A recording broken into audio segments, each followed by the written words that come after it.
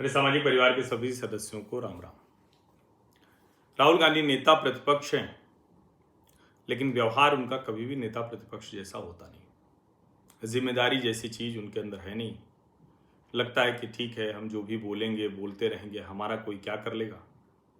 कहीं ना कहीं उनके दिमाग में संभवतः ये भरा हुआ है कि हम तो प्रधानमंत्रियों के परिवार में पैदा हुए, हम जिसको चाहते थे वो प्रधानमंत्री बन जाता था, और हमारा परिवार तो इतने बरस सत्ता में रहा कि अभी 10-20 बरस और भाजपा रह जाए तो भी जो सरकार तुम्हारी है, सिस्टम हमारा है, ये हम कह सकते हैं।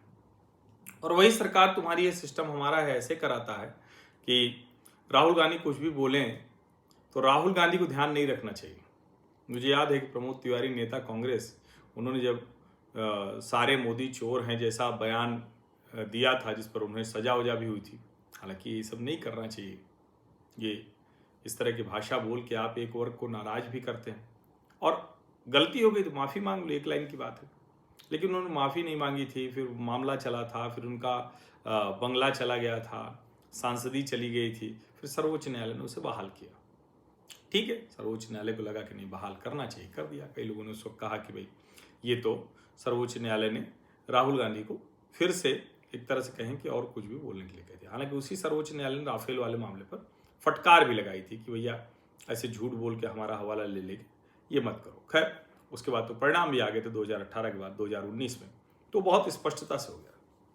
अब राहुल गांधी का एक बयान, उस पर अब कार्रवाई होती दिख रही है। क्या बयान था वो, और कार्रवाई क्या होगी, कैसे होगी, वो तो आगे देखने की बात होगी। लेकिन वो बयान सिख समाज को लेकर था, और अभी एक उनके खिलाफ एफआईआर दर्ज कर दी है। तो वैसे तो गए थे कि इसको खारिज कर दिया जाए, लेकिन फिलहाल हाईकोर्ट ने उसे खारिज नहीं किया है। और एक तरह से राहुल गांधी के लिए बड़ा झटका है, जिस तरह से वो विभाजक बयान देते रहते हैं। सितंबर 2024 में राहुल गांधी जी थे विदेश यात्रा पर। अच्छा, विदेश यात्रा पर अक्सर जाते हैं, इसलिए बताना पड़ रहा है सितंबर 2024, क्योंकि उसके बाद से तो जाने कितनी बार हुआ है। राहुल गांधी विदेश यात्रा में अमेरिका गए हुए थे, वहाँ जहाँ उनकी दाई माँ जैसा जो ओहदा रखने वाले सैम पित्रोदा जी, और भला ही ये कई लोग कहते हैं कि अच्छा उन्होंने अपना नाम सत्यनारायण गंगाराम से सैम कर लिया, वरना जिस तरह की वो हरकतें करते हैं सत्यनारायण गंगाराम अच्छा नहीं लगता। तो सितंबर 2024 में गए अमेरिका, और वहाँ एक कार्यक्रम था। उस कार्यक्रम में कहा कि भारत में सिखों के लिए अच्छा माहौल नहीं है। क्या भारत में सिख को पगड़ी बांधने, कड़ा पहनने और गुरुद्वारा जाने की अनुमति मिलेगी? सचमुच ये कोई निरा मूर्खतापूर्ण बयान कहा जाएगा जिस श्रेणी में आता है। क्या भारत में सचमुच ऐसा है?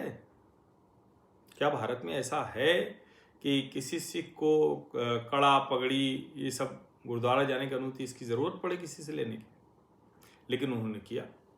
अब वाराणसी के एक सज्जन हैं, सारनाथ के निवासी नागेश्वर मिश्रा। तो मिश्रा जी को ये बयान लगा कि भड़काऊ है, समाज को बांटने वाला है। उन्होंने मामला दाखिल कर दिया। 28 नवंबर 2024 को वाराणसी की जो निचली अदालत है, जो जुडिशियल मजिस्ट्रेट सेकेंड, उनकी अदालत में गया, उन्होंने ये बात खारिज कर दिया।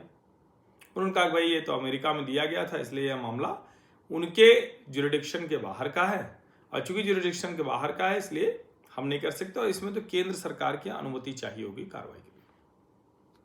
21 जुलाई 2025 को नागेश्वर मिश्रा जी ने वाराणसी सत्र न्यायालय एमपीएमएलए कोर्ट में निगरानी याचिका दाखिल की।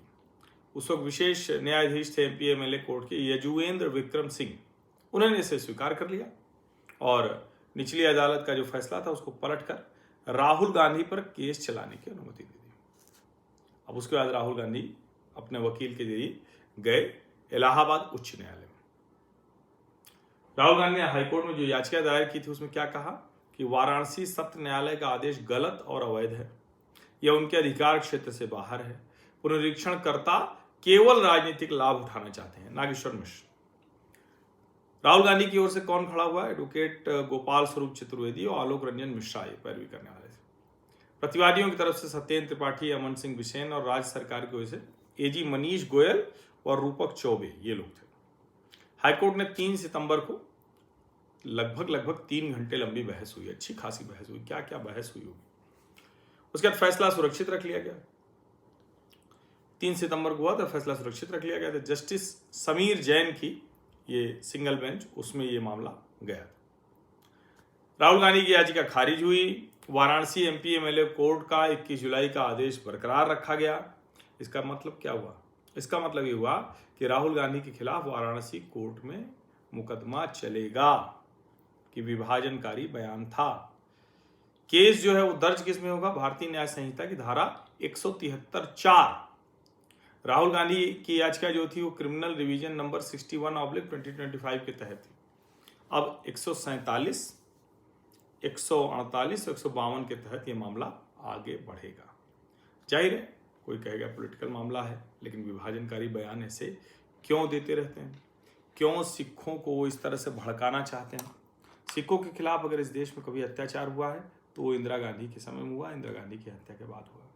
फिर भी ये करना, ये समझ में ना आने वाली बात है। अब न्यायालय क्या करेगा?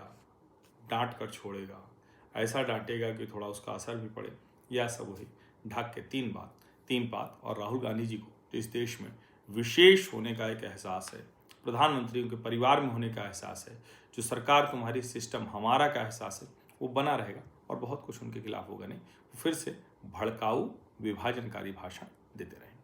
आप सभी का बहुत बहुत धन्यवाद। सब्सक्राइब अवश्य कर लीजिए, नोटिफिकेशन वाली घंटी दबा दीजिए, लाइक का बटन दबा दीजिए, अधिक से अधिक लोगों तक इस वीडियो को पहुंचा दीजिए। धन्यवाद।